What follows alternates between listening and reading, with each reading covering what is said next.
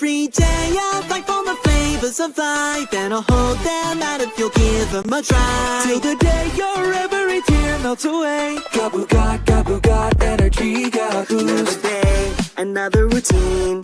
When you go try on somebody's shoes, honey and vanilla, salty and so bitter, where everyone has something to lose. In the ebb and in the flow, don't you know? We're just people on the go, getting lost in the sauce. We hide it like the pros. About to pop, a smile on the top, inside you're running for somewhere. You sink your teeth into hard times. Don't put them off your candy coat. The bad rhymes, my grin and brush them off. Don't get stuck at the end of the line, all alone at the back of your mind. Hurry, Got it from now, gotta go for what you want now. Can you taste the sugar? Feel it on your tongue the moment when you take home the gold. Every day I'll fight for the flavors of life, and I'll hold them out if you'll give them a try. Till the day your every tear melts away. Yeah, for you I wanna make it. Never enough, make someone laugh. Gotta be tough to show the world that this bright new day that we're dreaming of is ready, about to blow. like chewy bubble that can fill you up. I can't believe it. I really can't believe it. It's the final episode. Guys, Gavv is at an end. I just still can't believe it. Like,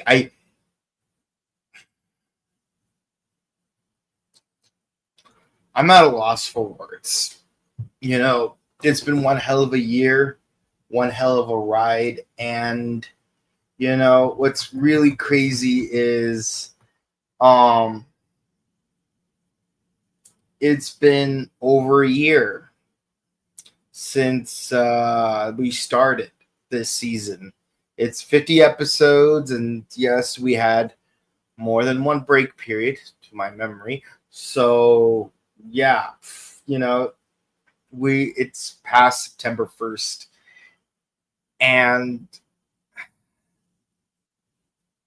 I'm just stimming from excitement because it was such a great run. It's been such a great season. I'm just gonna go into it. Like, welcome to the Rider Time Podcast. I'm Mike, your host, and we're here to discuss the 50th and final episode of Kamen Rider Gavv. Aim for it, a delicious future. And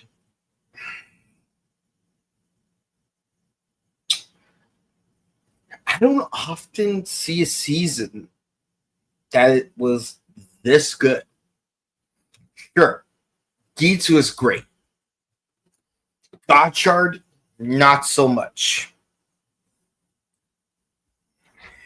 You'd think one in every 5-year period you're going to get a season this good, but we broke the mold on this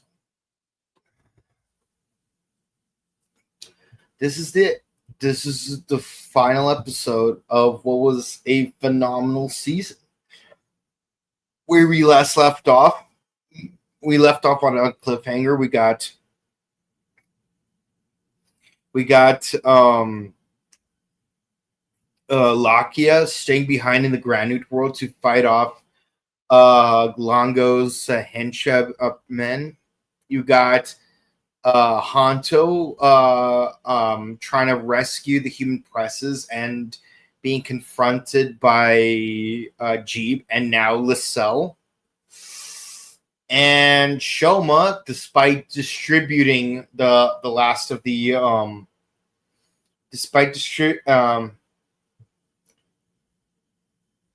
despite distributing the antidote by using that cotton candy form, Gochizo, he is confronted by Longo at the amusement park for one final confrontation. How will this episode end? Let's get right to it. Let's start with the C plot, because I think it's best we go into that first. Actually, no. Let's go with the D plot because there's 4 things happening at the same time. But we'll go in order of the least amount of screen time. Sachika and Shoma's uncle are just like waiting anxiously for the 3 riders to come back, and it just so happens that the uncle finds Shoma's snack diary, and he can't help but feel like his appreciation for snacks is similar to his own sister's. Connecting the dots right here, and yeah, we are, and the diary does mention his mother being gone, so the uncle's like, his mother's missing. When did she go missing? What's his mom's name? Are we connecting the dots? Finally, after a whole year, we're finally connecting the dots. To be fair, we wouldn't know that there were dots to connect until like around episode 38, maybe. But yeah, we're starting to connect the dots. That's it for the D plot. We're gonna revisit that when we get to the epilogue, where all the plots converge. A C plot. Lakia is fighting the henchmen of Longo in order to distract them, and long story short, he does defeat him. Like, he's very desperate, but he does overcome them. But he's left with a very difficult decision to make, and that's when he realized. So he says, thank you, human world, for accepting me into it, and I will never forget you." And he starts destroying every single door inside the MC Escher dimension. Oh boy, man, it's scary to think that, much like how Shoma intended, yeah, we are gonna close the barrier between the 2 worlds, but it's not Shoma who'll be trapped, but rather Lakia. And this makes me sad because he and Sachika had a thing. Why are we not getting verification for that thing being a thing? Like, seriously, as Varric would say from Legend of Korra, Julie, do the thing. But the thing doesn't happen necessarily. That's really that's like the one disappointment I have about this finale. I mean, yeah, there's still the Visa X that we could like look forward to, but no, I was hoping we would get some verification on this by this point in time. But yeah, that's basically it. Lakia, like, he even like falls down the MC Escher corridors, and his fate is uncertain till the epilogue. And going to the B plot. Okay, we got 2 plots left to cover. We got Hanto fighting against Jeeb and what's her name? Lyselle, and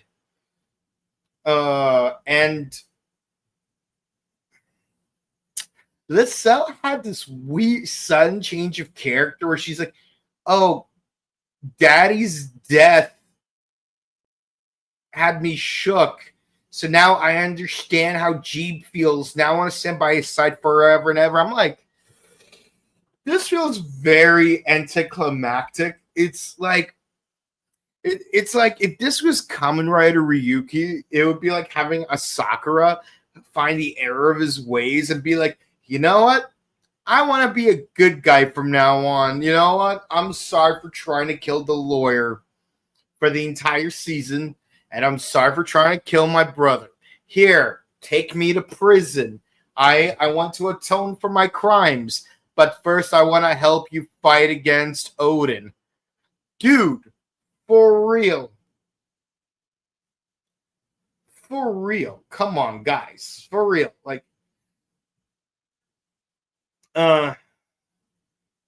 but yeah, but there is a bit of an exchange of words between Hanto and the married couple. And basically Hanto says that, revenge is a very cruel thing. I'm here to defend the people I care about. If you are who come to harm them, I will defend them. And yeah, so they're like, okay, we'll do this together. So of course, Jeeb turns into his Jagariko bitter Gavv, while Lysel turns into her Granude form for the first time in the show. Like, seriously, we've had scans of this since episode 29, but this is the first time we're actually seeing it, which is ironic because Baka Shaludak, we've only seen his human form only once, but here we see Lysel's Granude form only once. I'm curious as to why this is happening. Like, I'm curious if there's a behind-the-scenes reason behind this. But yeah, Hanto fights off against the two of them. We got some really cool we got some really cool action choreography, including one of my favorite bits, though, where Hanto basically freezes all three of them together in place. And then like, he freezes them both in place, and then he just like headbutts the both of them at the same time. That was like really freaking cool. And of course, when he knocks them both back, like, he's about to use his finishing move on Lysel, and Jeep just gets in the shot, and he ends up sacrificing himself in her place. So it's basically a full circle of what Sheeta did for Jeep will also do for Lysel. It's like, this isn't how I was hoping Jeep would die, but yeah, it's a thing that happened. But at least we can finally say Hanto killed one of the stomach siblings. Honestly, I feel like with Nyelv, that was stolen from Hanto, because I feel like that was really built up. Because keep in mind, Nyelv was the one who trained Suga to do his experiments. It's thanks to Nyelv and Suga together that Hanto became the person that he became. So it's only appropriate that he defeats both of his creators. And we've been building that up too. Like we've had that one fight scene between Nyelv and Hanto in that alleyway where it's revealed, oh yeah, he has a bow and arrow that turns into twin blades. Chalice ripoff. And then we had that whack-a-mole situation, only for that victory to be stolen by having him blow himself up accidentally. But yeah, at least Hanto got one of the siblings. The score is still Gavv with 2, Lakia with 1, Hanto with 1, and the 5th one being a self-unaliving. But yeah, I just feel like if they built up something between Jeeb and Hanto, or at least between Lysel and Hanto, I feel like it would have made much more sense. But there wasn't really much to it. So yeah, that just kind of hurts, like, because of how anticlimactic it was as a matchup. As a fight, it was pretty climactic and it was satisfying. And contrary to what I was expecting, and again, I don't mind being surprised. I don't mind being wrong. I'm glad I'm wrong. But turns out Lysel did not leave Jeep for dead. She could have. She should have. It would be for her character. But they try to establish, oh, yeah, no, my dad died, and the Jeep was there for me. I totally get where he's coming from now. So I'm totally pulling 180. Again, anticlimactic.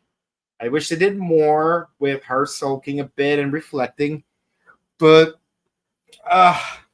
it's like, I feel like they're trying to set up Lysel having a redemption arc in some upcoming TTFC or VSNX, but she doesn't feel like a character that deserves it. Like Nielf, maybe. Glotta, like she had a Hurl Azula arc going on. But G probably could have like been a good pick for a redemption arc, but the thing is he never really had one. Like his entire redemption arc is literally just, oh, I'm gonna sacrifice myself for Lyselle, the girl that low-key does not love me as much as she says she does. Just because my sister did for me once upon a time. Chiba's is a poorly written character, unfortunately. No hate to the actor. I just think they could have done him better. And if they wanted to write him to be pathetic, which could have worked, it could have been well written as a pathetic character. But it's like they weren't even trying to make him pathetic. They're trying to give him a redemption arc. But they did such a bad job at setting it up that it just doesn't work anymore. But yes, Lyselle mourns her deceased husband as Hanto walks away with the human presses. And yeah. Okay. A-plot. We're moving on to the A-plot. The big one. Shoma versus Longo. How we've built this up for the last 4 episodes. How does it stack up? I enjoyed it. Simple as that. I enjoyed it. And it had a really fun trope, one that is most remembered in Shinkenger. Shoma uses his most powerful form at the beginning of the fight and gradually goes counter chronologically through all of his forms. First, he doesn't have to do that. Even though we got basically a copy paste of Kamen Rider Forze didn't go as all out as Gavv did, at least in this regard. We got Overmaster Gavv, then we got Sorbet Gavv, then Cake King, then we got a Volcanon, then we got Chokodon, Fua Mellow, then Zaku Zaku Chips. Yes, Zaku Zaku Chips. I called it last episode. I remember last week I said if we're getting Fua Mellow back, we gotta get Zaku Zaku Chips back. Well, we did. We got Chokodon, we got Fua Mellow, and we got Zaku Zaku Chips. Yeah!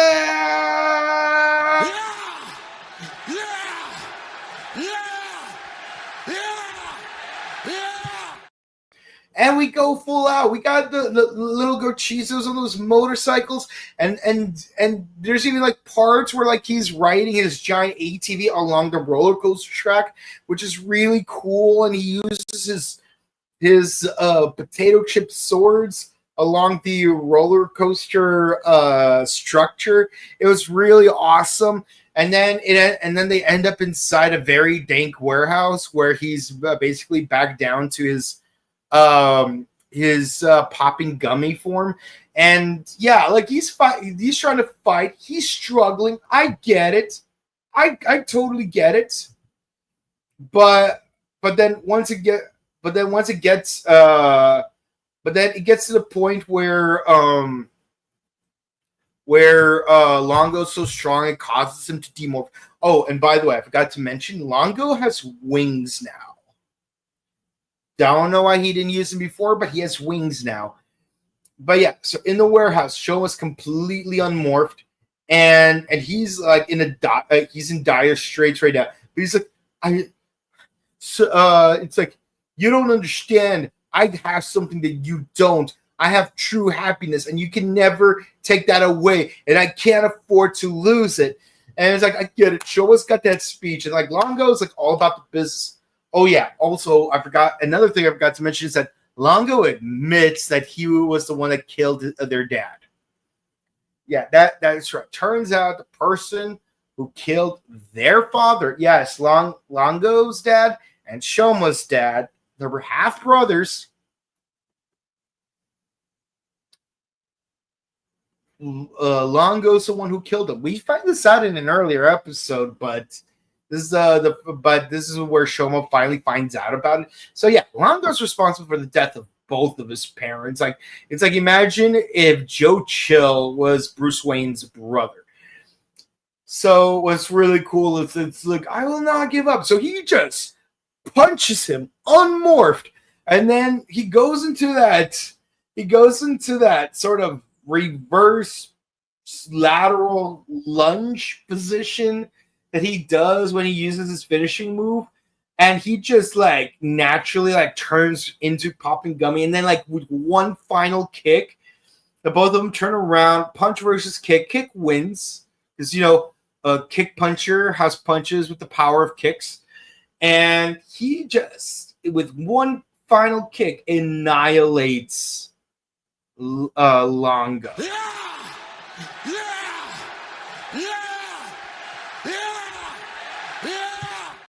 And let me tell you, like, seeing him disintegrate into a bunch of feathers is great. No final words. He just destroys him. But Shoma is manly enough to leave a pack of gummies in his wake. Just leave it there to mourn his older brother, who, by the way, is his final sibling. Like, Shoma, like, his entire family is dead except his uncle. But the point is, the way he just left behind that pack of gummies.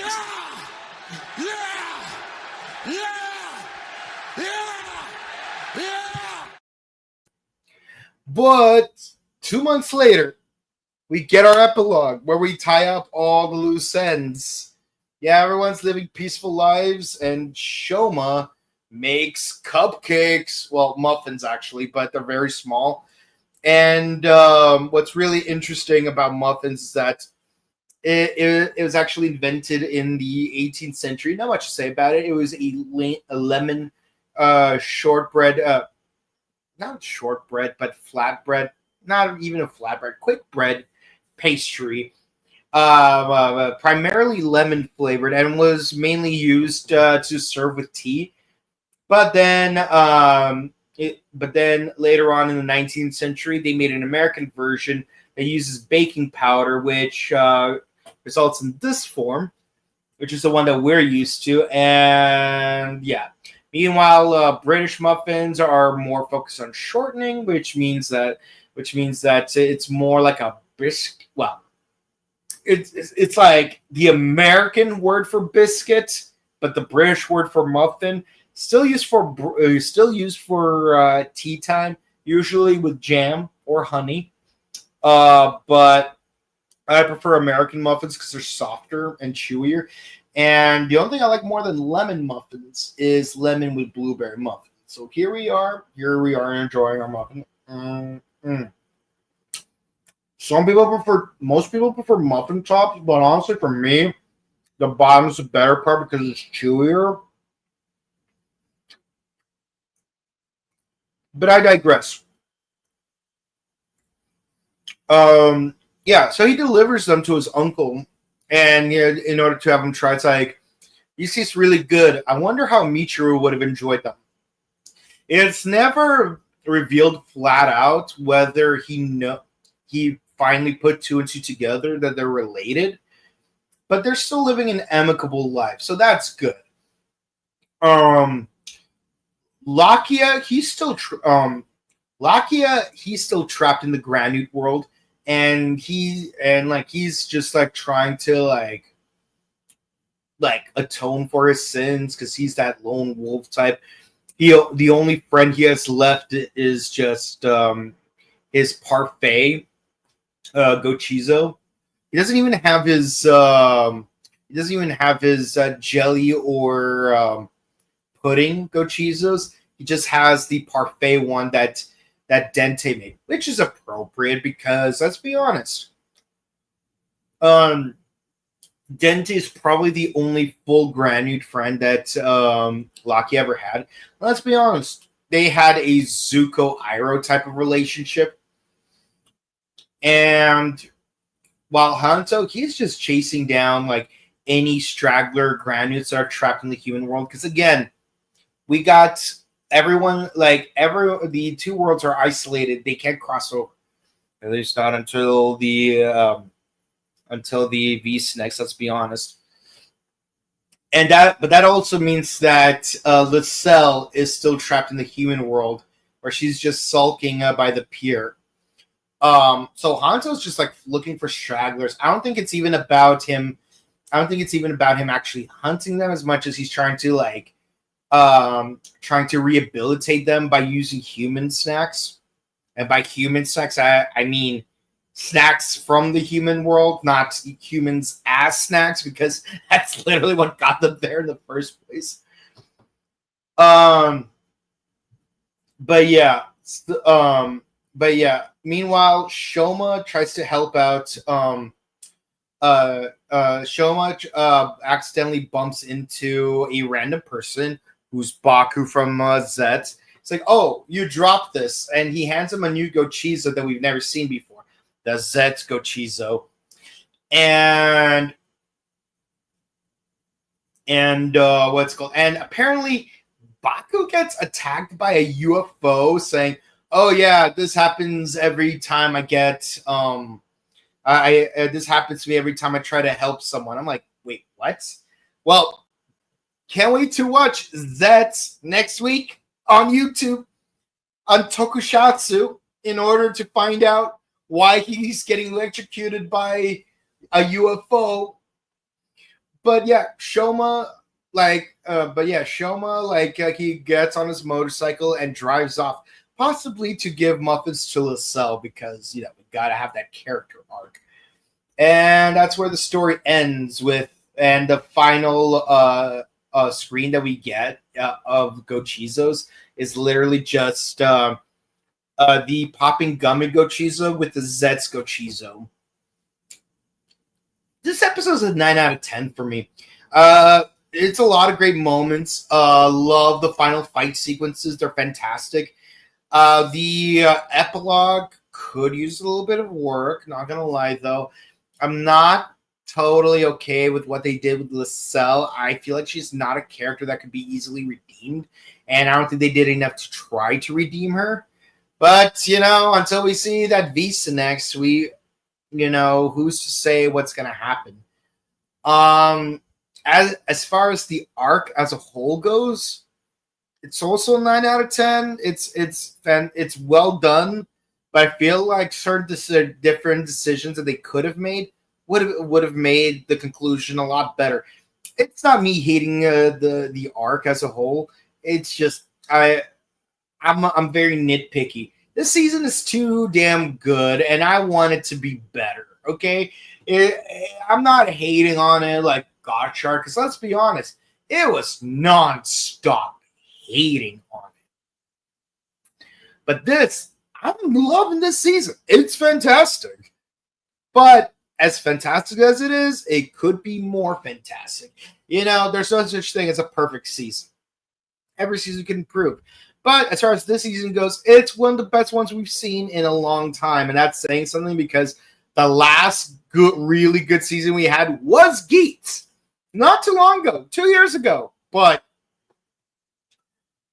I want it to be more consistent. We have two fantastic seasons that sandwich one terrible season. And with Zets coming out, I want it to be good. Whatever awesome stuff was going on with Geats and Gavv, please keep that with Zets. I'm a little anxious because this will be the first season to have an international audience as it airs. There might be attempts to overcompensate in trying to market towards the international audience, and this has been a concern for a lot of TokuTubers, but hopefully they don't pander too much to the American audience, because the reason why Tokusatsu appeals to the American audience is the tried and true ways of Tokusatsu has been for the last 55 years or 60 years in Ultraman's case. You know, there's a reason people love with a certain property. Why change the thing that they love the most? Gradual change is not a bad thing, but you have to change because it's a naturalistic thing, not because it is not because you're trying to appeal to something that doesn't need the aggressive change to begin with. But with that in mind, Gavv is, well, let's go into the characters. This stomach family, some of them were better than others. Some of them had really strong characterizations, like Nielv and Glotta. Surprisingly, Glotta. Longo, to a lesser extent. Sheeta, what little screen time she had, was pretty decent. Gavv was definitely the weakest of the five. I wish they did him better. I think they did him dirty. But, it is what it is. The other two villains, the stomach family,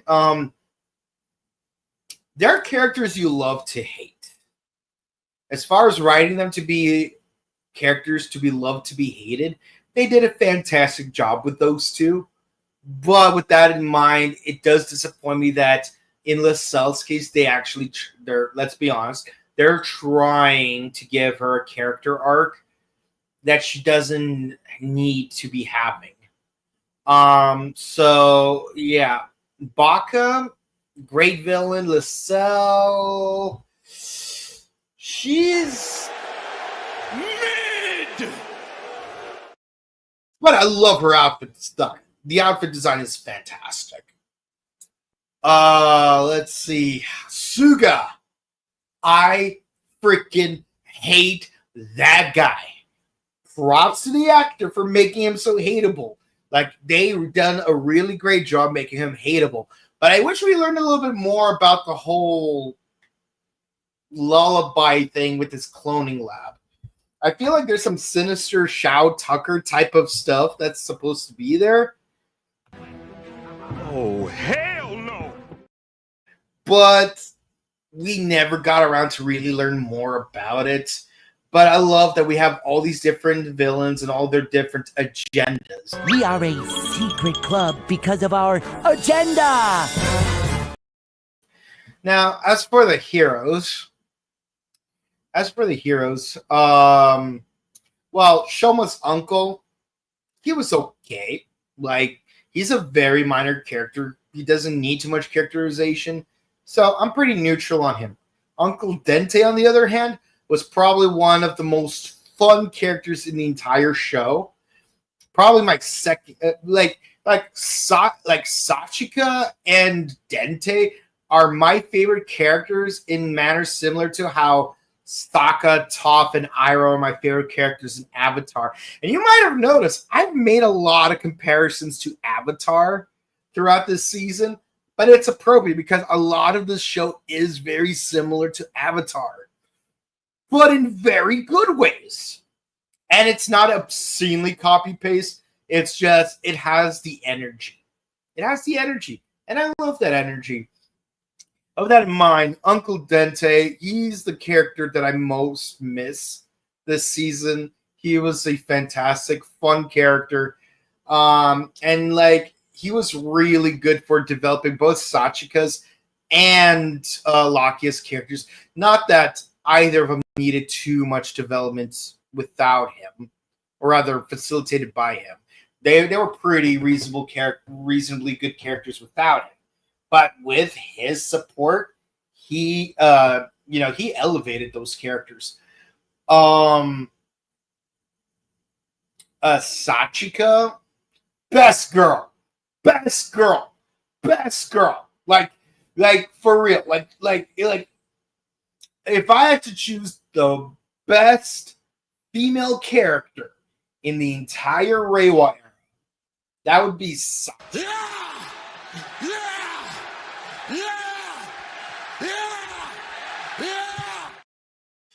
so reasonable and understanding and empathetic. And even when she gets scared by Granude characters, it's only very brief, and she like quickly adapts to being like more accommodating to them.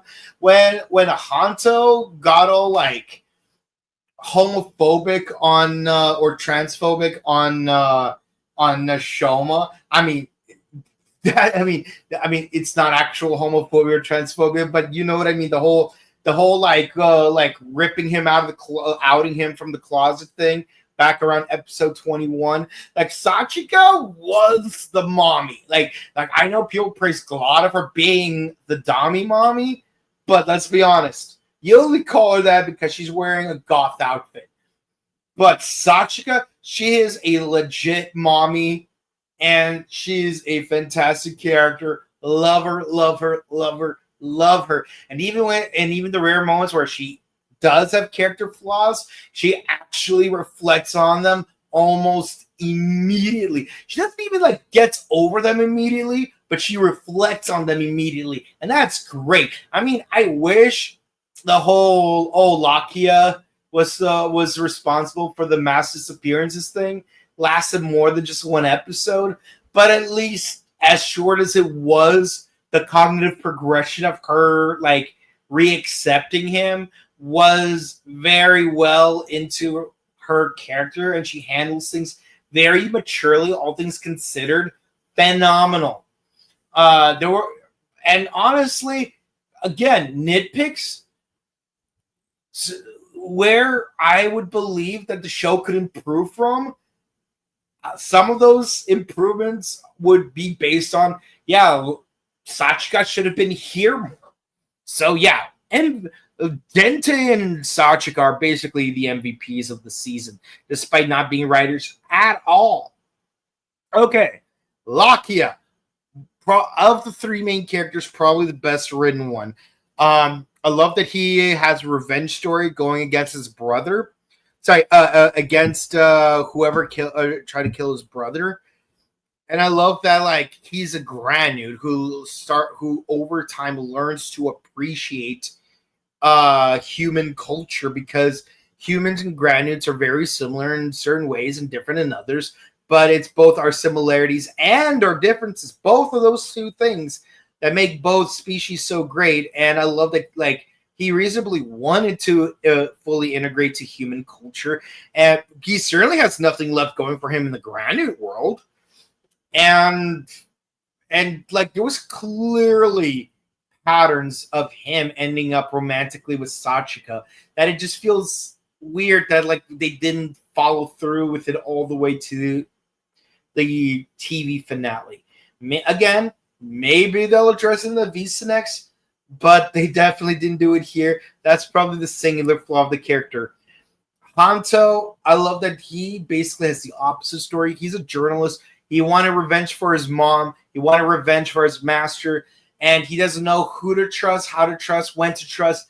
But he has to learn to trust. He has to learn over time to let go. And I love that he actually goes through that process. And even with that wolf, Granude, I love that he had to learn to forgive him. It's sad that like that forgiveness was short-lived, because he would end up getting killed by Glotta, but it's very appreciated that like he had that character arc, and his bromance with Shoma, whether it's just like in the first arc or him just being unsure about bitter Gavv, it was really well done. He's definitely the weakest of the three writers, but he was still pretty well written. So saying he's like the weakest of three is like saying that like, oh, you have an 8 out of 10, a 9 out of 10, and a 10 out of 10. Contextually, yes, an 8 is the weakest of 3, but it's still an 8. Shoma, his relationship with all of the other characters is phenomenal. Like, I love that he undergoes through that tragedy. He goes through the trauma, and he has to learn to trust people, knowing that he runs the risk of hurting them.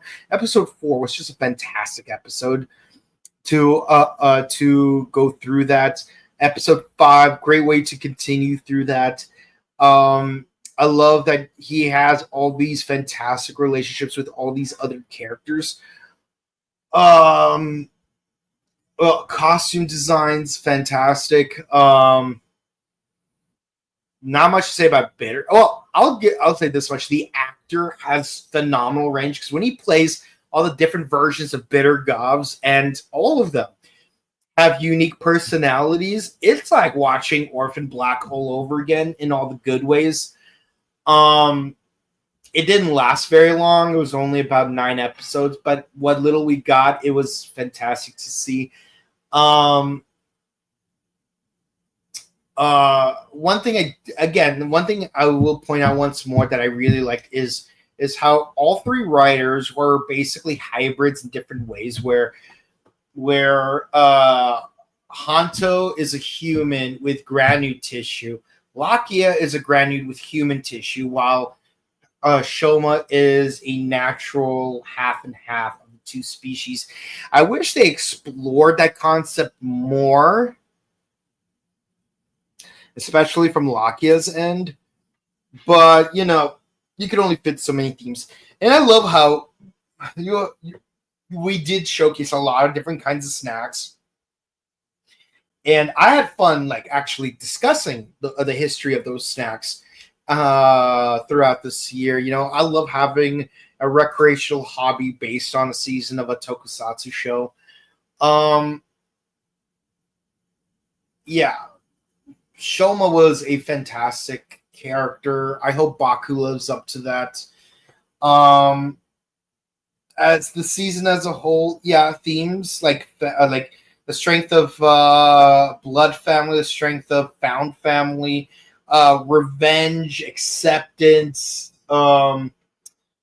letting go of trauma, embracing trauma, digesting trauma. It's really well done. I love a lot of the themes in this season. This season is incredibly rewatchable. I really hope Tokusatsu inevitably does release it on Tubi TV or on Blu-ray, so that anyone who hasn't had a chance to watch the season does, and supports the official release, obviously. And with Zets coming out as an official release official streaming release in the US, I really hope that this will be an opportunity for other Reiwa seasons like Saber Revice and, unfortunately, even Gotchard to also have their chance to shine in the US. Let's go back to older seasons and make more Blu-rays for them. I know that Discotek is releasing a lot of the Showa era on Blu-ray, but as far as the Heisei and Reiwa, let's give those some love in the US with official Blu-ray releases. It's crazy because, I remember when I started doing the Ultraman podcast, I was in a position where I inexorably loved Kamen Rider more than Ultraman. And yes, in that particular year, it was very uncomfortable being in a situation where I was enjoying Ultraman, Blazar, more than Kamen Rider, Gotchard. And I really hated that, low-key. And that comes to a head because, as it is right now, I have only 3 seasons of Kamen Rider on Blu-ray, plus some of the VisaNex on Blu-ray. But Ultraman, I have 23 or 24 seasons, both on Blu-ray and DVD combined. So it's I was that I have most of Ultraman as a physical release, but I barely have any of Kamen Rider. This is very uncomfortable. But yes, I do have all the the Shout Factory seasons of Super Sentai, everything from 5-man to Deca Ranger. And I hope eventually they and Hasbro and Toei come to a deal where, like, yes, we could get more Sentai seasons. Maybe Live Man, Turbo Ranger, Live Man, Mask Man, Maji Ranger, Boukenger, Geki Ranger. But, you know, it is what it is. Yeah, this season, 10 out of 10. It was phenomenal. I loved it. Not much more to say. This was a great year. It was a fun year. I'm glad you guys got to enjoy it with me. Let's go to the final comments of this season. Can't believe it's now over. I know. It was a sweet run. Yeah, very sweet. Not at all bitter or sour. See you next season with Zets. Exactly. Zets is coming up. We're gonna have the official releases. How will this affect our stream schedule? That's to be determined. Hopefully, we'll be able to keep things as is. I very much doubt that by having official subs released on YouTube on Saturdays, I don't think it will mean that we are going to be able to do Zets reviews earlier into the week, because I have a schedule. I have a job. I have conventions to go to on top of that. But I hope you guys enjoyed. It's been really fun, and I hope we continue to have fun moving into the next season with Kamen Rider Zets. With that said, guys, thank you so much for watching. Please be sure to comment, like, share, and subscribe to us on YouTube, Facebook, Twitter, Instagram. Ding the bell icons to stay notified for our latest videos. We're at 3K. So we're at 3.02K. We got 20 new subscribers since we hit 3K. So we're just a little bit closer to the next subscriber goal. Won't show up in a while, though. It would be great if it happened by New Year's. It would be great if it happened by New Year's, though I really doubt it. But yeah, we're going to do the Mighty Morphin Power Rangers movie, and on our typical content, we got Ultraman Omega, we got Kamen Rider Zets. That's going to take some getting used to saying. Kamen Rider O's and number 1 Sentai Gojuger. Tune in tomorrow as we discuss the latest episode of Gojuger. If you want to check out my personal content, you can find me on Instagram at Bouken_Kabuto.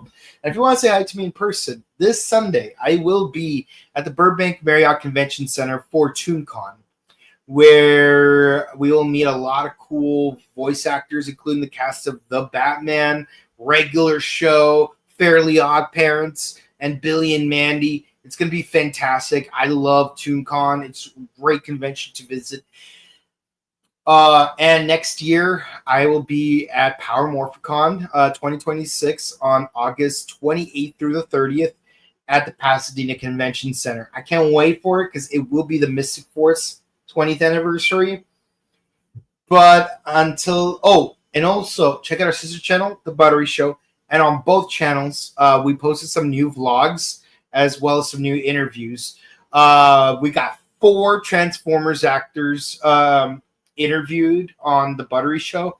We got the Robo Toy Fest vlog uploaded just yesterday onto the Buttery Show YouTube page. We got to meet so many cool people. Power Rangers, VR Troopers, Transformers, beautiful.